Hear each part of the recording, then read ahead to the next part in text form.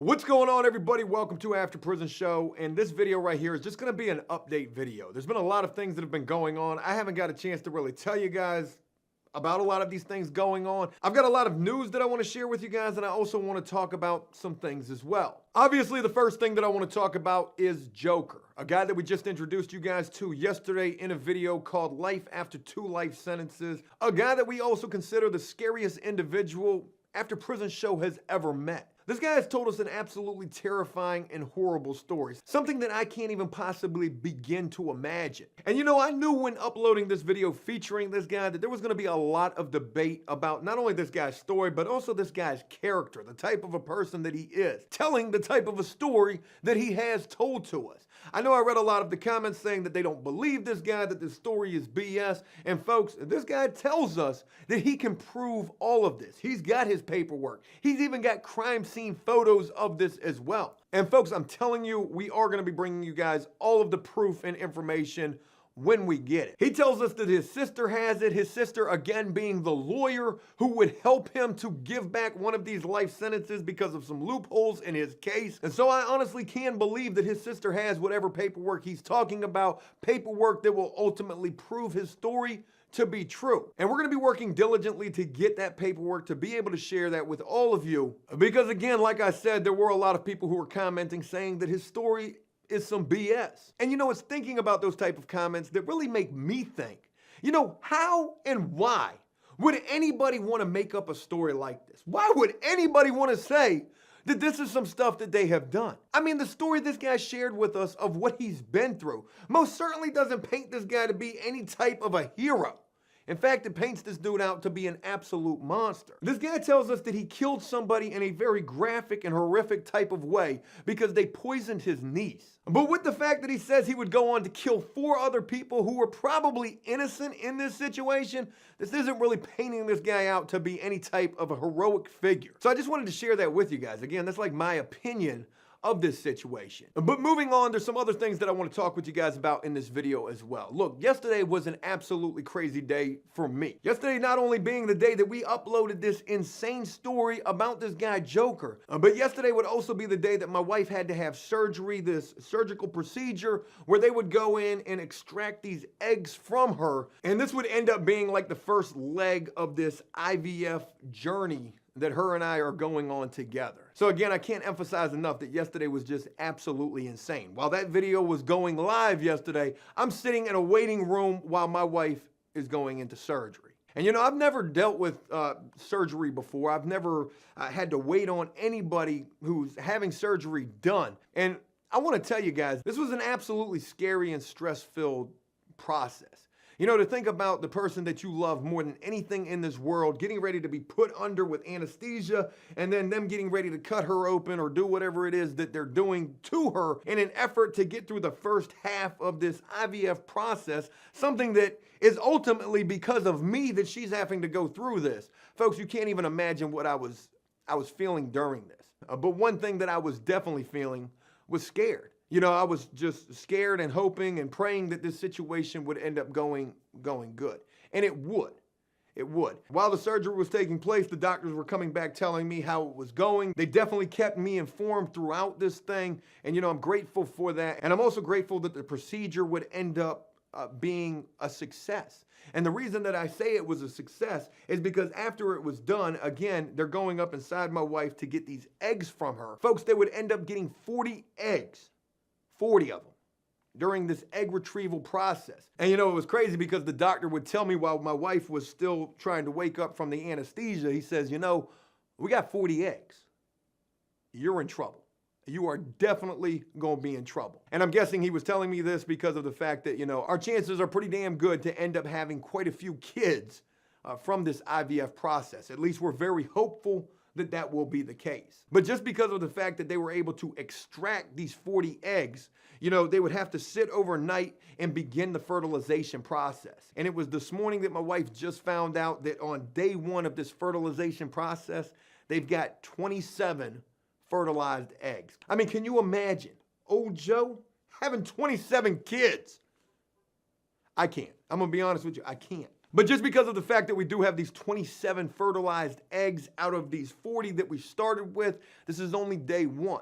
And what they want to get to is day 5. They have to have what is referred to as like these day 5 fertilized eggs. And not all 27 of these fertilized eggs on day 1 are going to make it to day 5. But I'm quite sure we're going to end up with quite a few by the time we do get to day 5. And you would imagine that it would be after this day 5 that they would immediately just begin to go ahead and put these inside of my wife, and then we would begin the pregnancy, and that's just not the case at all. In fact, we're gonna be waiting until December 20th. That's when they're gonna do the implant, and I guess the big concern is right now, or the big thing that they're telling us we need to think about, is whether we wanna implant just 1 or whether we want to implant 2. And with IVF, if there's 2 things I've learned from the very beginning of this: 1, it's expensive, and 2, it's not guaranteed to work. On your first attempt, you've got a 50% chance. That's with 1 egg. But we learned yesterday, they told us, if we go ahead and put 2 in, those chances go up to 61%.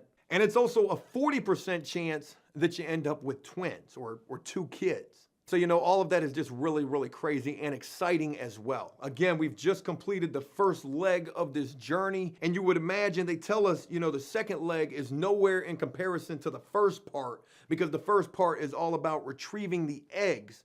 But this second part is definitely going to be just as crazy. And the reason for that is because leading up to December the 20th, my wife's got to take all of these medications again, more shots. I mean, we've literally got a calendar with just so many different things that have to be done on each individual day leading up to December the 20th. But the good news regardless is yesterday was the surgery. That went perfect. They got to 40 eggs yesterday. 27 have made it to day 1. I'm sure a bunch are going to make it to day 5. And now we're just waiting to get to December the 20th. And prayerful and hopeful that everything is going to work out when we reach that date. So I wanted to share that with you guys as well, because that's huge news in my life. And, I'm honored and blessed and just fortunate to be able to share this with you guys. And I want to thank each and every one of you who have offered just so much support, kindness, kind words, thoughts, prayers, and just so much support throughout this procedure. Not only for just me, but also for my wife as well, who many of you don't even really know. And it is my hope to really be able to introduce you guys more to Miss Rainey, my wife. I'm really hoping that I'm able to do that, and I'm hoping that I'm able to do that, soon. There's 2 final things that I want to tell you guys about in this video. And again, this is really just an update video. I got a lot of things going on today, a lot of things going on tomorrow. And to be completely honest with you guys, between work and this IVF with my wife, we are absolutely slammed. So, I am happy to be able to have this moment to share these things with you, because I feel like these are things that, I want to share with you guys, and I hope that you guys really want to hear about. But real quick, I want to tell you guys about Danny. Danny's doing awesome. I talk to Danny every single day, and you guys are going to be seeing more of Danny real soon. I can promise you that. Also, Shannon. Shannon, we've been in contact with every single day. And just like Danny, you guys will be seeing her real soon as well, as we continue to try to help her, just as we've helped Danny try to stand a better chance out here in the free world. And it's with mentioning those 2 individuals right there that I want to also go back to Joker. A lot of people also commented saying, this is somebody that we should probably stay away from. This is somebody you guys should probably be very cautious of. This guy is crazy. And trust me when I tell you, I feel you on that. I completely agree with you. However, this guy has opened up to us. For whatever reason, he's been willing to share his story with us. And not everybody that we bring on to After Prison Show is going to be the same type of thing. Danny, we brought him on. We wanted to help him. With Shannon, it's the same exact thing. But Joker, this guy's just a little bit different. There's going to be certain people that we bring on because they just want to share their stories. And to be completely honest with you, I'm not honestly sure what kind of help we can offer to this guy. If there is something that we can help him with, of course, I would be willing to do so, but only if I could believe and really see, and this guy could prove to me that this guy really wants to stand a good chance of making it out here. And I kind of feel like he does. So who knows what the future holds in that department. But the reason I bring this up is because, again, not everybody who comes on to After Prison Show is going to be somebody that we're attempting to help. Though that probably should be the case. I'm just speaking out loud, sharing these things with you.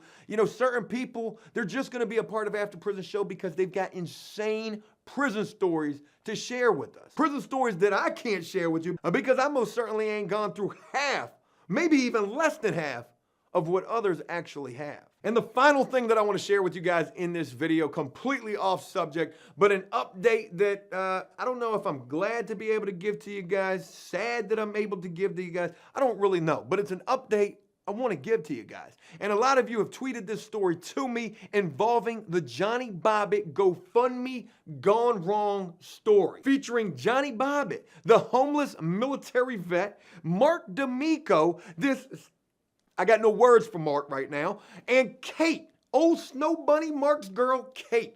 GoFundMe gone wrong, where the whole story starts out with Mark and Kate putting together this GoFundMe for Johnny Bobbitt, the homeless vet, and they raised over $400,000 for this guy, and then Mark and Kate then took most of the money and they went to Kuwait and Cuba, and I was just trying to think of things that rhymed. Cuba didn't rhyme, but they done spent all of this money in the wrong way, not giving the money that was raised ultimately for Johnny Bobbitt to Johnny Bobbitt. They just took it and used it for themselves. Well, folks, there's been some late-breaking developments in this story, and you know, I kind of like kick myself a little because I'm not sure I ever shared this with you guys.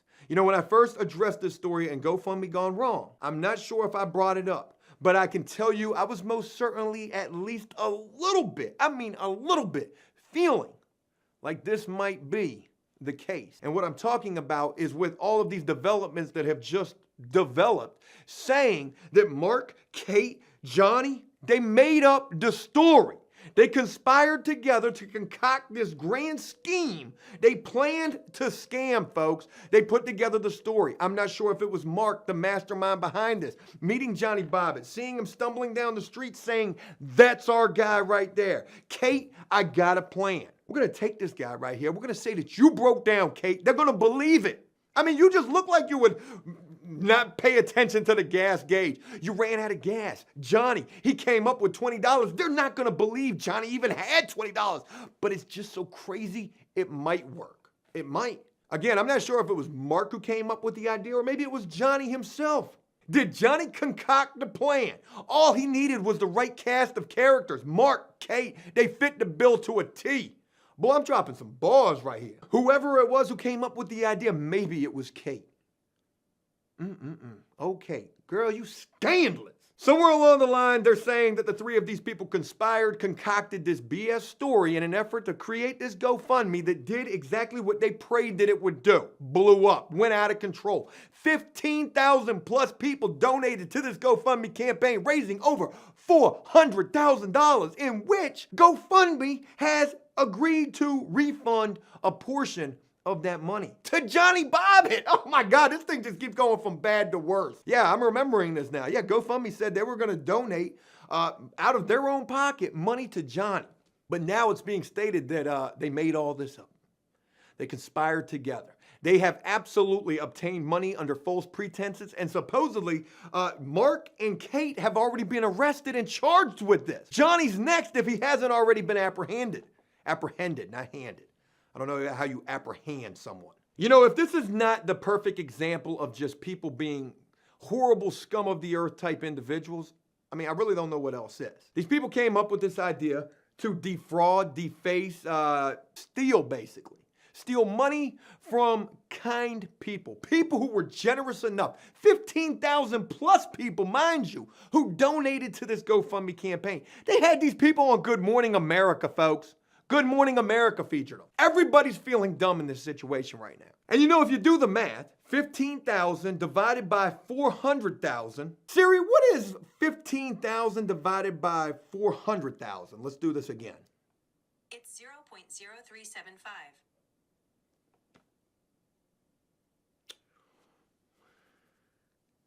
Okay. Siri, what is 15,000 times 375? The answer is 5,625,000. Siri, you're confusing me right now. That's it. That's it. I had to pull out my calculator. Siri, you're not that smart. Now let's do this math real quick. I did 15,000 divided by 400,000, folks. It gave me 26.6667. So of the 15,000 plus people who donated to this GoFundMe campaign, that's an average of everybody donating about $26.666667. But you know, I can guarantee that there were certain individuals of those 15,000 who donated way more than that 26 bucks. And you know, no matter if a person donated $1, a penny, $1,000, whatever, these people are dead wrong for what they did. They obtained money under false pretenses. They scammed, they conned, they manipulated, they horrible. And they deserve to have the book thrown at them. And you know, I've never said this before in my life. You know, you would usually imagine somebody saying, I would love to be a fly on the wall. No, I would love to be the prosecutor in this case. Talking to the judge, the jury. Your Honor and kind folks here in the jury, I'm about to paint a picture for you involving one Mark D'Amico, Snow Bunny Kate, his girl, and also Johnny Bobbitt. Not the same Johnny Bobbitt to be confused with the guy from the 90s who had his thing cut off. No, not that guy. This guy right here, folks. This homeless military vet. Folks, these people together would concoct a plan to manipulate, scam, and monopolize through GoFundMe, a crowdfunding campaign website. Folks, over 15,000 plus people would donate, believing. Good Morning America believed. Your Honor, the jury, we're seeking the death penalty. I'm quite certain that won't be the verdict, death. But you know, I do certainly hope that these people get exactly what they deserve. They did some horrible stuff, folks. And you know, when you plan to scam, you deserve whatever you get from that. If you do the crime, you're going to do the time. At least I hope so. And you know, I said that when I first addressed this story in the GoFundMe Gone Wrong, I had like this little suspicion that this could be the case, that they just made this all up. And I'm not sure that I addressed that in the video because I wanted to be PC. And I'm not talking about where you check into in prison. I'm not talking about protective custody. I'm talking about politically correct. I didn't want to throw anybody under the bus. I should have, because then I'd be super right now. They conspired. I told y'all they did this. Except I probably didn't. I was just thinking it. I'm not going to be PC here, though. And folks, I don't know how the cat got out of the bag. I don't know where this information is coming from, but I know there's a ton of people who are tweeting this to me, so it has to be for real. They made it up, and they got over $400,000. But what type of sentence do you think should be imposed? How many years in prison? How many decades? How many life sentences? I'm really interested to know what you guys think. Look, folks, again, I just wanted to address a bunch of things in this video. Just do this update with you guys. Again, a lot's going on. A lot is getting ready to happen. And I just really appreciate all of you who continue to rock with this channel, because it is our mission, it is our goal, and it is everything that we do on a daily basis to try to bring you guys the best possible content that we possibly can. So again, I appreciate every single one of you for rocking with the After Prison Show. And as always, hey, look, that's it. I hope you guys enjoyed this video, and if you did so, please leave a like and a comment letting me know exactly what you thought about it. As always, until next time, enjoy life, the free world. Never take a moment for granted, and make the most of every day. Peace!